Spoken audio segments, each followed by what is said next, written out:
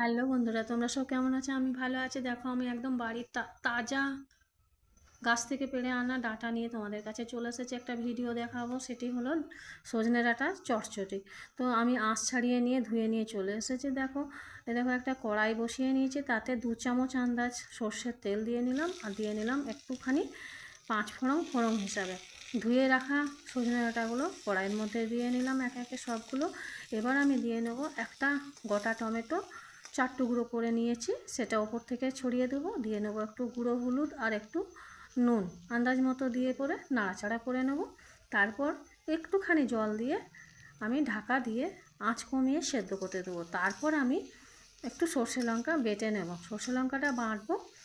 আর তার আগে বলি বন্ধুরা, তোমরা কে কোথা থেকে দেখছো অবশ্যই একটা কমেন্ট করে জানাবে, আর ভিডিওটি ভালো লাগলে অবশ্যই একটা লাইক করবে, অন্যকে দেখার জন্য সুযোগ করে দেবে একটা শেয়ার করে। আর কমেন্ট করে জানাবে তোমার ভিডিওটা আমার কেমন লাগলো, আর অবশ্যই বাড়িতে একদিন বানিয়ে এইভাবে খাবে। তোমার রান্নাটা কেমন হয়েছিল অবশ্যই আমাকে কমেন্ট করে জানাবে। তো বন্ধুরা দেখো, আমি সর্ষেটা আর সর্ষের সঙ্গে একটা লঙ্কা দিয়ে বেটে নিলাম।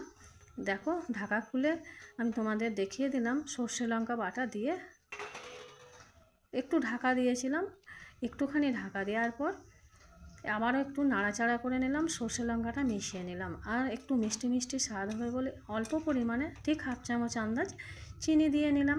আবারও ঢাকা দিয়ে নিলাম, লো ফ্লেমে মিনিট 5 রেখে সেদ্ধ করে নিয়েছি। দেখো বন্ধুরা, তোমাদের একদম দেখিয়ে দিচ্ছি, পুরো আমার রান্না কমপ্লিট, মানে জলটা পুরো শুকিয়ে গেছে, এদিকে ডাঁটাটাও পুরো সেদ্ধ হয়ে গেছে।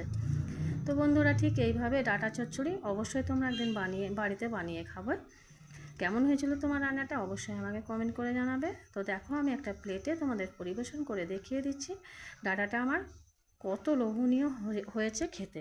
তো বন্ধুরা, সাবস্ক্রাইব যদি আমার চ্যানেলটি না করে থাকো অবশ্যই সাবস্ক্রাইব করে আমার পাশে থেকো। প্রথম থেকে শেষ পর্যন্ত দেখার জন্য অনেক অনেক ধন্যবাদ। বাই।